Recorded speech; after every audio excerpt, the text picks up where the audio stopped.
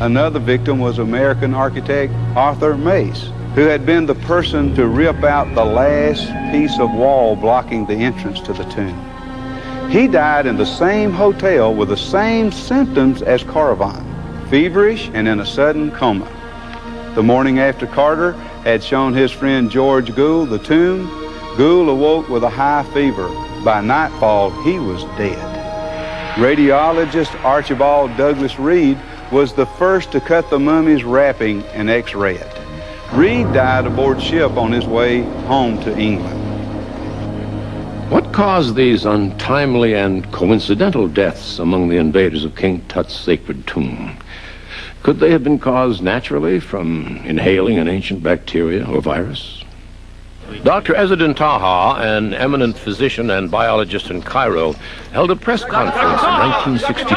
He claimed discovery of an ancient microscopic fungus that had probably survived in a dormant state for thousands of years, which could be controlled by modern antibiotics.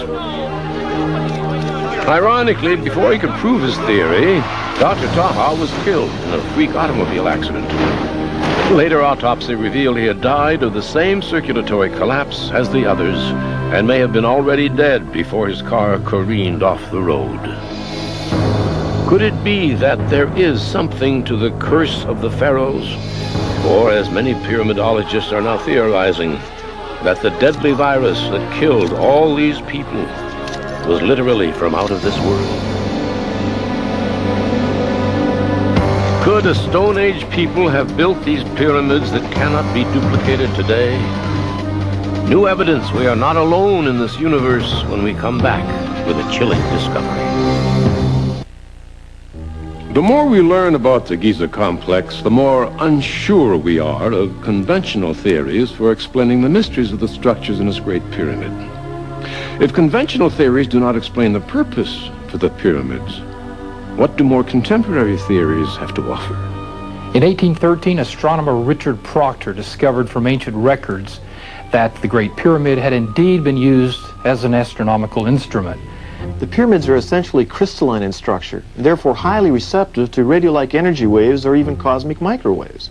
The Great Pyramid at Giza, with its 5 granite slabs above the king's chamber, are what the ancient Egyptians called spirit stone, and they could have been a massive receiver-transmitter tuned to some distant part of the universe of which we are still ignorant.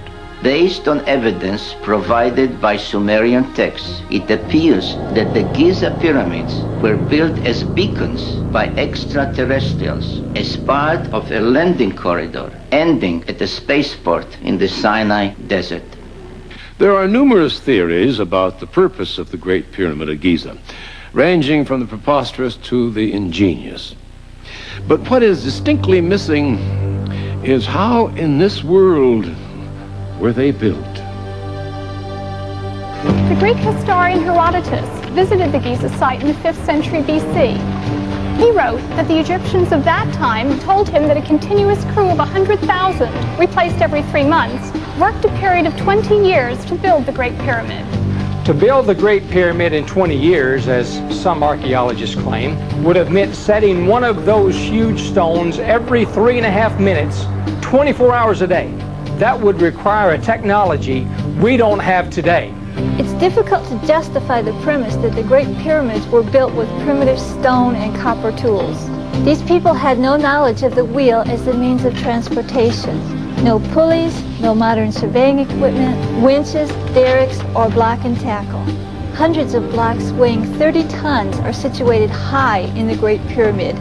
The only mechanical devices that they had were the lever, the roller, and the inclined plane. But setting the stones in place was only one of the problems. Bringing the stones from the quarries to the construction site was an equally imposing task.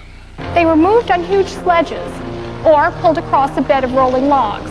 Those stones that came from the distant quarries were barged downriver to the site. A great causeway led from the river landing, and the stones were moved up its mile length. Once on site, the stones were pulled up ramps and levered from tier to tier and then set in place. The process was incredibly labor-intensive and perhaps the greatest single effort of men working together to accomplish a dream.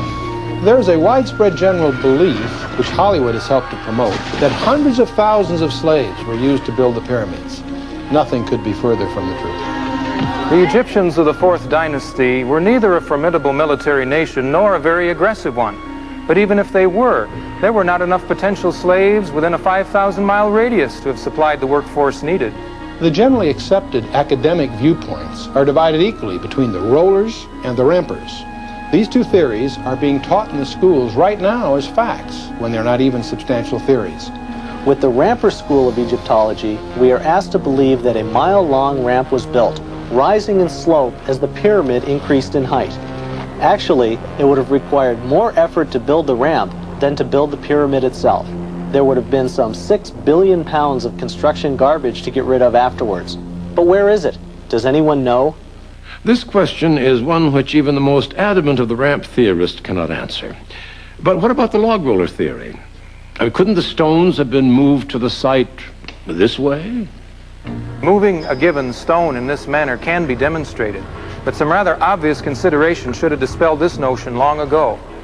The only trees available in ancient Egypt were date palms, and as a food source, it's unlikely they would have been cut down. Importing logs would have required more shipping than Egypt has ever possessed in its entire history, just to transport the 25 million trees needed. Next, it's virtually impossible to roll a log on stone chip roads. But even if they could be rolled, the great weight of the stones would have crushed the logs to pulp within a very short distance.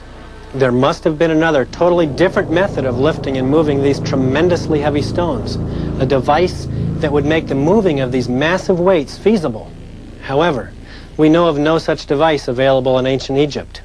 The Egyptians were not the architects nor the builders of the Great Pyramid.